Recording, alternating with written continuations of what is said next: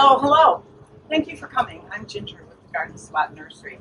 Welcome to Garden Basics.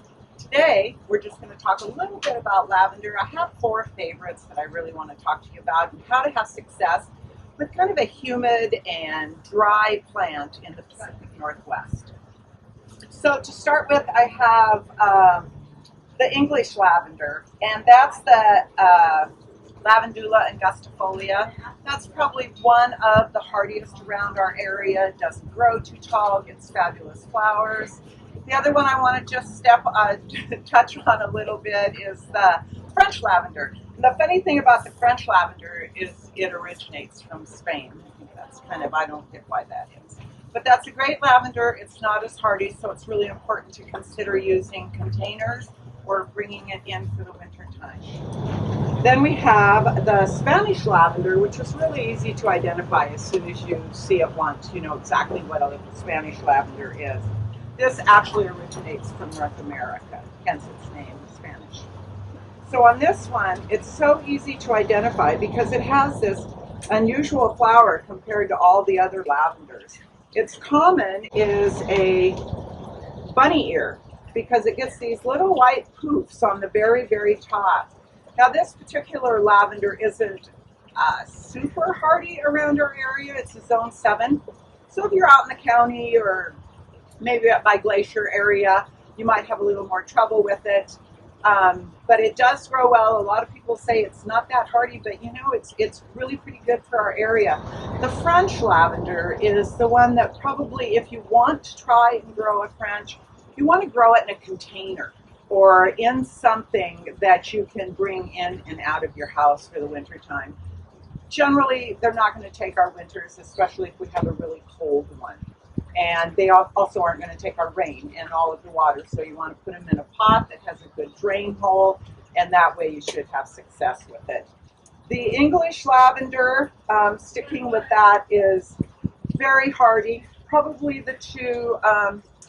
one of the 2 most hardy lavenders for this area. You can do your soaps, your potpourri, your culinary, whatever it is you like to do with your lavender. The English is perfect for it. You can cut a bouquet, hang it upside down to dry it, or crush it up and save it for a special herb for your cooking of salmon, fried rib, whatever your choice is. The lavender intermedia, and it's crossed with the angustifolia and the latifolia. The thing that makes this one super neat is it's probably the hardiest. It kind of competes with the English. I'm going to say between these 2 in the Pacific Northwest, the most success. So the intermedia gets a long, tall, strong stalk, so it holds your flower, whereas the angustifolia is low and compact and very heavily bloomed. So the most important thing in planting any lavender is your location.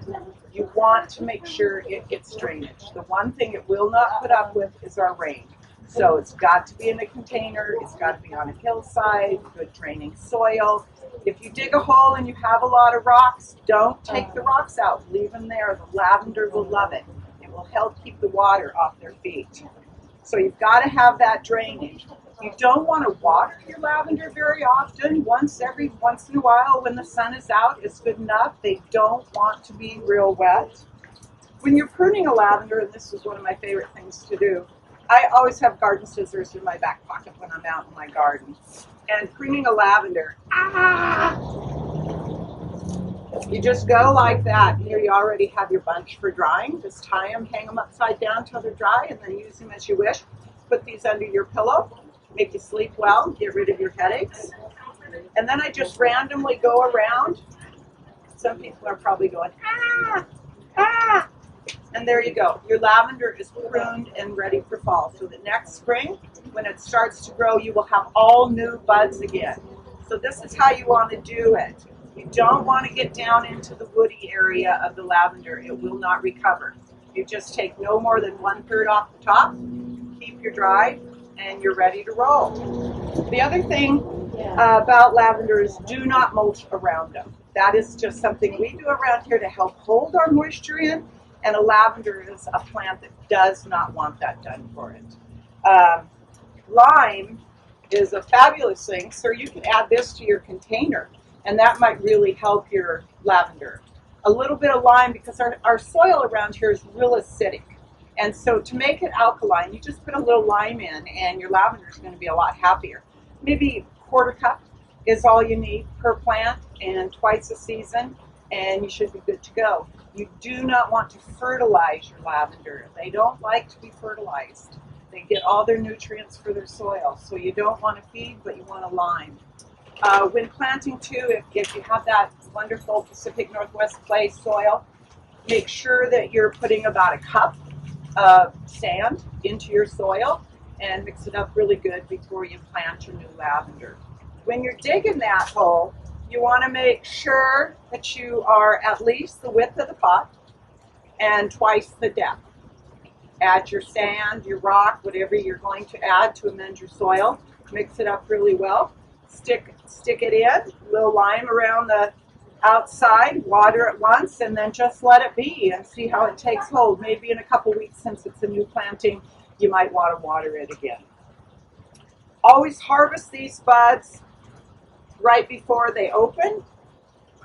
You'll get better results for your culinary.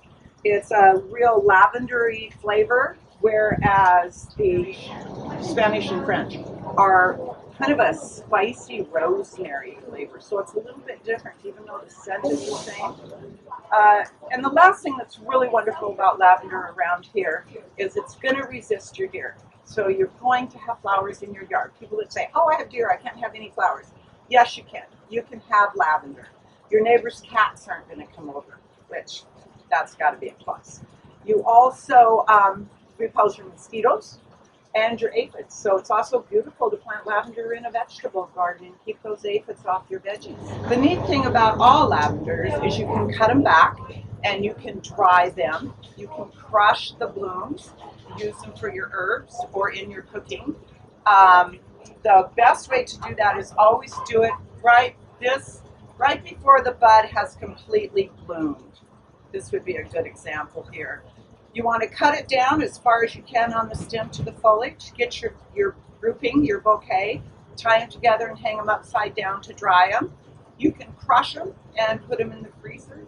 Some people choose to mix them with other herbs and store them in a nice dark dry area.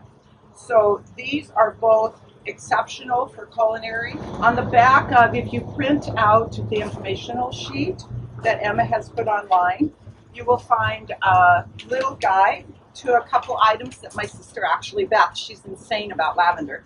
She's come up with these. One is just a little something. And then you can also do a really fun fresh fruit mix. So there you go. There's your basic 101 on lavender. I hope you enjoyed it, and come by the nursery anytime. Thank you.